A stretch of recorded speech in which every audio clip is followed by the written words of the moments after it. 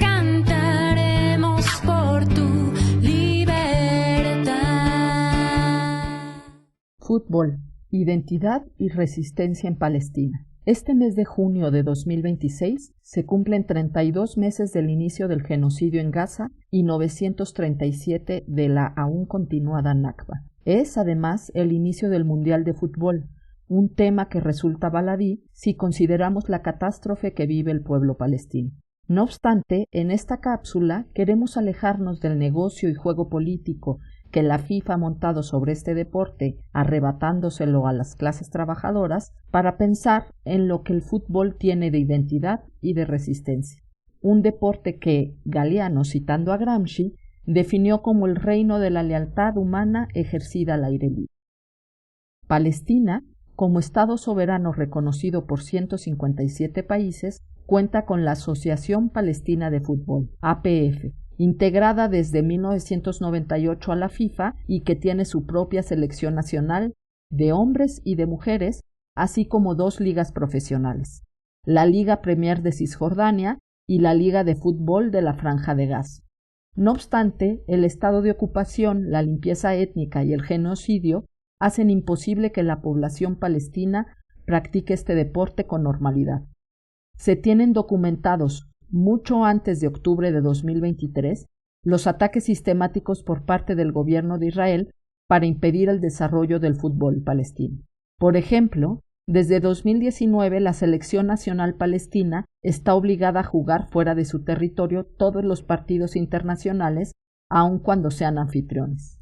Igualmente, se han documentado ataques a futbolistas profesionales por parte de las fuerzas de defensa de Israel con disparos a las rodillas o a los pies, con la clara intención de impedirles volver a jugar. De hecho, como resultado de la política del gobierno israelí de disparar para mutilar, en 2018 se fundó la Asociación Palestina de Fútbol de Amputados, que este 2026 ha formado su primer equipo femenino de la Franja de Gaza. Después de 2023, la violencia incrementó aún más. Todas las instalaciones de fútbol, estadios y canchas de entrenamiento en Gaza quedaron devastadas. Incluso en Cisjordania y Jerusalén del Este se han cerrado y destruido instalaciones, como ha denunciado la Asociación Palestina de Fútbol. En un reporte publicado en mayo de este año, la APF indica que desde el 7 de octubre Israel ha asesinado a 566 jugadores, ha lesionado a 44 y arrestado a 23. Mientras que 152 instalaciones de Gaza y Cisjordania han sido destruidas o desactivadas, bajo la mirada cómplice de la FIFA, que no ha expulsado de su organización a la Asociación Israelí de Fútbol por la sistemática violación de derechos humanos. Esta crueldad permanente, si bien es un sello distintivo del Estado de Israel, no es casual. Como bien nos recuerda Eduardo Galeano, fútbol y patria han estado vinculados, para bien y para mal, desde el siglo pasado. Y es la existencia de una nación y su identidad la que Israel quiere negar. A pesar de estos intentos, Palestina resiste desde hace décadas y el fútbol no es la excepción. A miles de kilómetros de su territorio, un equipo chileno recuerda que Palestina existe, un equipo que es también un medio contra la negación y el olvido. El Club Deportivo Palestino es un equipo con sede en Santiago de Chile que juega en la Liga de Primera de la Asociación Nacional de Fútbol Profesional de Chile. Fue fundado por la diáspora palestina que después de la Primera Guerra Mundial se asentó en el país sudamericano. Nicolás Vidal, en el breve pero significativo texto Palestino, un club único en el mundo, da cuenta de la historia del club y su relevancia para la identidad palestina, la cual se resume en su lema: más que un equipo, todo un pueblo. El club palestino es más antiguo que el Estado de Israel. Se creía que fue fundado en 1920, pero hallazgos recientes indican que su origen se remonta a 1916, cuando se registró como Club Sportivo Palestina. La fecha no es menor porque, como señala Vidal, significa que su fundación es anterior incluso a la Declaración de Balfour de 1917. Ello muestra, como afirma Eugenio Chaguán, que la migración temprana tenía ya la intención de formar y organizar instituciones que llevaran el nombre y los colores de Palestina. El palestino contradice entonces la narrativa sionista que justifica la ocupación bajo el lema «Una tierra sin pueblo para un pueblo sin tierra». Esta frase refleja lo que Vidal, citando a la autora Odette Gidy, indica como el intento de eliminación de todo rastro de cultura palestina. Gidy lo ha nombrado el genocidio cultural y el Club Palestino no ha estado ajeno a él. Relata el autor que en 1950 la colectividad judía en Chile ofreció al presidente del club una suma nada despreciable para que cambiara el nombre por el de Club Deportivo Árabe. La respuesta fue un portazo.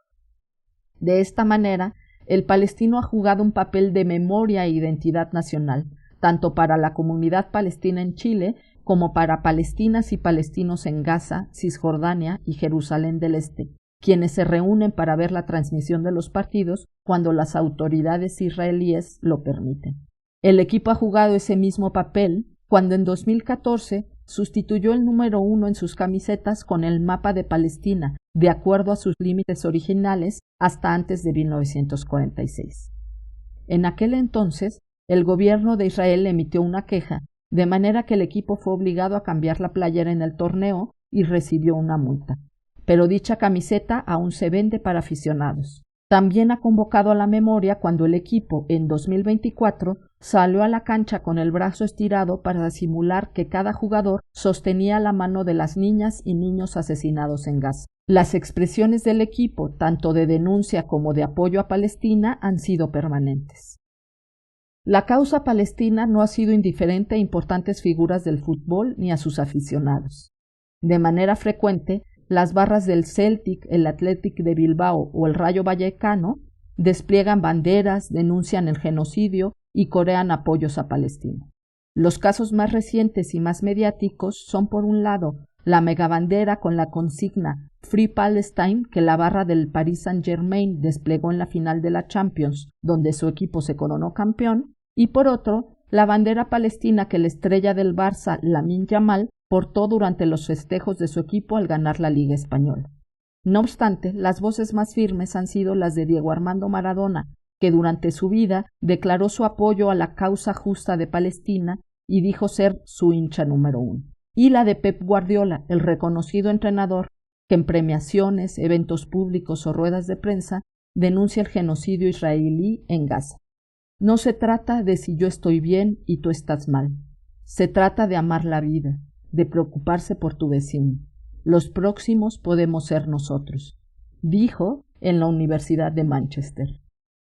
El fútbol, fuera de las esferas del negocio, es capaz de aglutinar a millones sobre una misma causa y puede ser también, como hemos mostrado, el medio para poner luz sobre Palestina y su derecho a existir. Así, cuando estés apoyando a tu equipo en el próximo Mundial, recuerda que hay un país al que se le niega por todos los medios vivir esta experiencia. Y sin embargo, resiste, incluso más allá de sus fronteras. Y junto con ellos, millones que apoyan la vida y todas sus expresiones. Recuerda que el fútbol en Palestina, como indica la vicepresidenta de la APF, es una expresión de nuestra identidad nacional, nuestro anhelo de ocupar nuestro lugar bajo el sol como una nación libre y soberana como todas las demás. Por ello, en este mundial, pronúnciate, actúa.